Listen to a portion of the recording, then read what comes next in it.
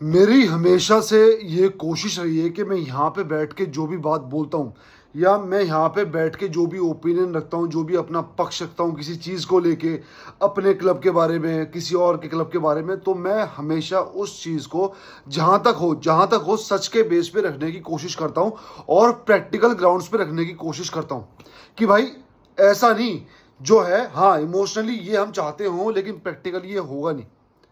अभी उड़ती फिरती एक कल न्यूज आई है कि भाई लालीगा मतलब टेबास प्रेसिडेंट है, तो जाहिर सी बात है टेबास ही चेहरा है लालीगा का। तो टेबास ने इनडायरेक्टली, लालीगा ने इनडायरेक्टली या डायरेक्टली, कितना सच कितना झूठ, लेकिन हम दोनों पॉइंट ऑफ व्यू से इस बात को करेंगे यहाँ पे बैठ के कि इन्होंने बार्सिलोना की कॉन्फिडेंशियल इंफॉर्मेशन फाइनेंसिस के बारे में एथलेटिक क्लब बिलबाओ को दी और उस इंफॉर्मेशन के बेस पे एथलेटिक क्लब ने निको विलियम्स और उसके परिवार के दिमाग में जाके इस आइडिया को प्लांट कर दिया कि भाई ये तुम्हें रजिस्टर नहीं कर सकते, या फिर इनकी फाइनेंशियल कंडीशन ठीक नहीं है, या फिर इनके ये लूप होल्स हैं जिसकी वजह से तुम अगले सीजन नहीं खेल पाओगे। ये चीज चली, ठीक है, जो मार्केट में न्यूज चल रही है, अलग अलग सोर्सेज से न्यूज है, इसकी पुष्टि में नहीं करता, लेकिन पहला सिनेरियो जो है वो ये है कि हम मान के चलते हैं कि ये न्यूज फेक है। ठीक है, इस न्यूज में लालीगा का कोई भी हाथ नहीं है, ठीक मान के चलते हैं। तो यहाँ पे इस बेस पे उसको मिल जाती है क्लीन चिट। ठीक, पहले मैं इस चीज को शॉर्ट में बात करना चाह रहा था कि एक आधे मिनट की बात करूंगा आपसे, इस चीज का एक फैक्ट रख दूंगा मैं कम शब्दों में, लेकिन थोड़ा सा खोल देते हैं, थोड़ा सा इस चीज को खोल देते हैं, क्योंकि जो भी चीज मिलेगी उसको खोल के हम पूरा ठोक बजा के चेक करेंगे कि वो सही है या नहीं। तो पहली कंडीशन है कि ये न्यूज़ फेक है, इस न्यूज़ में कोई भी सच्चाई नहीं है। ये हो गया पहला इसका नज़रिया। अब आते हैं दूसरे नज़रिए पे, जिसमें 90% बार्सा फैंस खुश हैं और खुश होना भी चाहिए, खुश होना भी चाहिए कि हाँ यार, अब लालिगा में जो ये है कि इसके इसके खिलाफ जाके बार्सिलोना केस फाइल कर देगी। लपोर्टा जो कि खुद एक लॉयर है, एक पॉलिटिशियन है, तो वो भी जाके एक केस, एक कानूनी लड़ाई भी लड़ेगा और मीडिया में माहौल भी बना देगा पॉलिटिक्स वाला। तो इस चीज में कितनी सच्चाई होगी, ये चीज कितनी पॉसिबल है प्रैक्टिकली कि लपोर्टा इनका वाकई में कुछ पाड़ सके।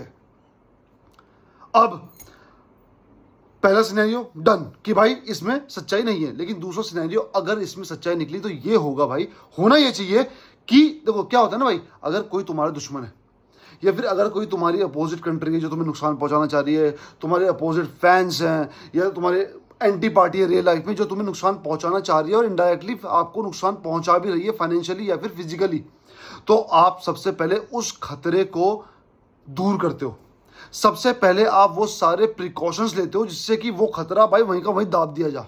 ठीक है, कानूनी तौर पे, सिक्योरिटी के तौर पे, हर चीज पे आप उस खतरे को वहीं पे दाब दो जहां से वो उठने वाला हो, यानी कि जो जहर आपको दिखे ना उठता हुआ, उस जहर को आप वहीं पे एंटीडोट देके वहीं खत्म कर दो।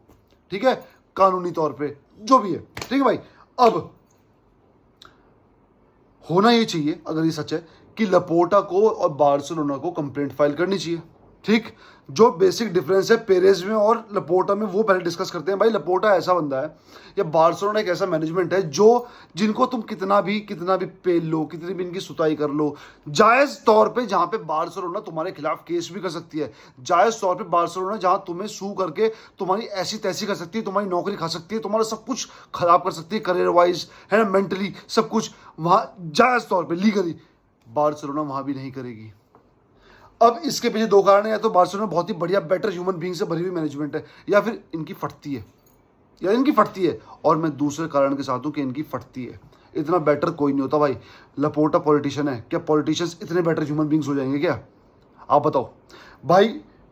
आप डैनी ओल्मो के खिलाफ जब चीजें सर से पार जाती तब ये कोर्ट जाते हैं, आप पहले ही उस खतरे को क्यों नहीं खत्म कर देते? आप पहले से उन पर दबाव क्यों नहीं बना देते? ये लपोर्टा की कैरेक्टरिस्टिक बता रहा हूं मैं आपको, ये पिल जाएगा।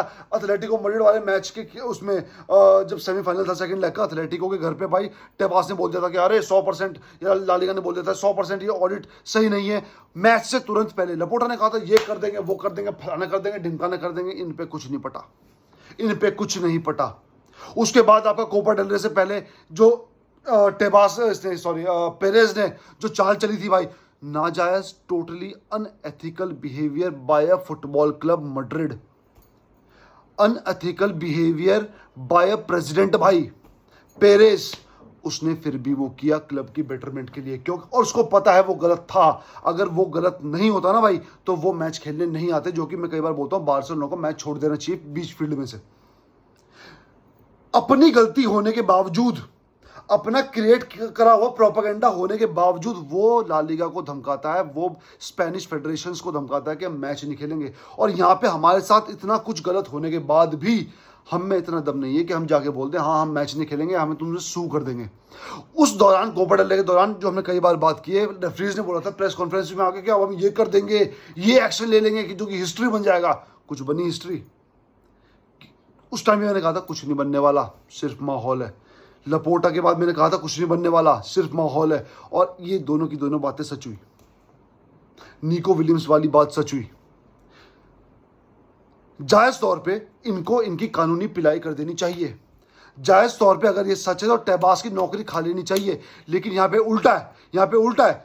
जो टेबास को इनडायरेक्टली ब्लैकमेल करता है, यानी कि प्रेसिडेंशियल की पोस्ट के लिए शायद मैड्रिड वाले उसके पक्ष में नहीं थे, या फिर कुछ ऐसी कंडीशन थी कि टेबास की जो तनख्वाह बढ़नी थी उसके पक्ष में रियल मैड्रिड क्लब नहीं था, बारसा था। बारसा ने कोई भी ऑब्जेक्शन नहीं की, लेकिन सफर कौन करता है? बार्सिलोना। लेकिन जो टेबास को इनडायरेक्टली पेल रहा है वो मजे मार रहा है और मारेगा भी। इसमें रियल मैड्रिड की जीत है और मैं इस जीत में और इस बिहेवियर में मैड्रिड के पूरा का पूरा साथ हूं।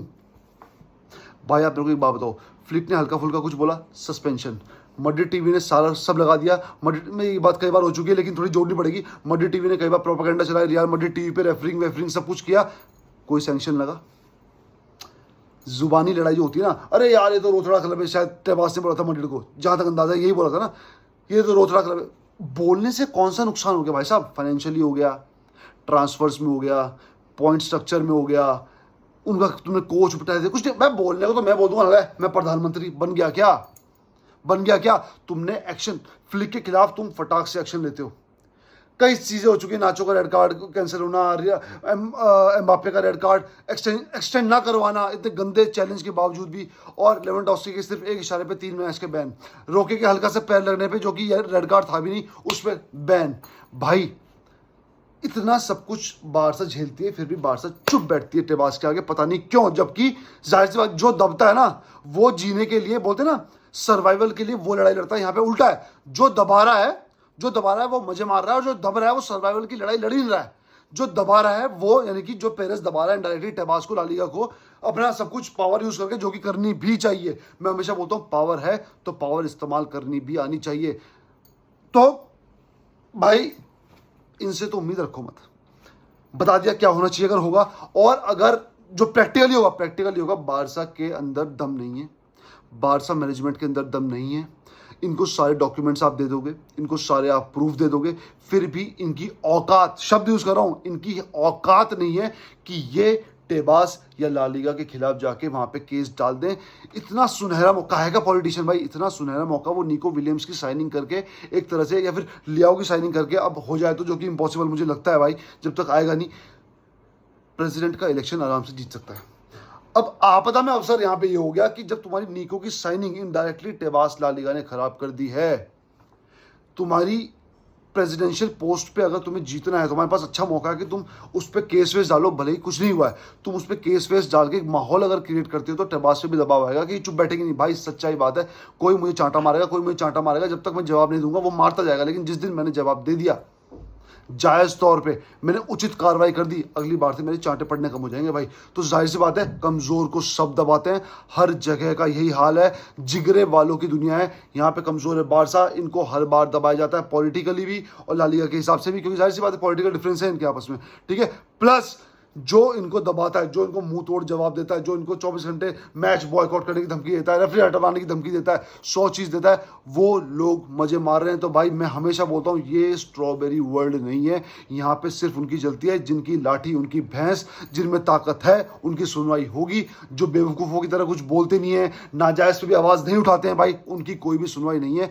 बार्सिलोना मैनेजमेंट, फैंस नहीं, बार्सिलोना मैनेजमेंट उन्हीं कायर लोगों में से एक है। ना इनके बस की कुछ थी इनका उखाड़ना, ना इनके बस की होगी कुछ इनका उखाड़ना।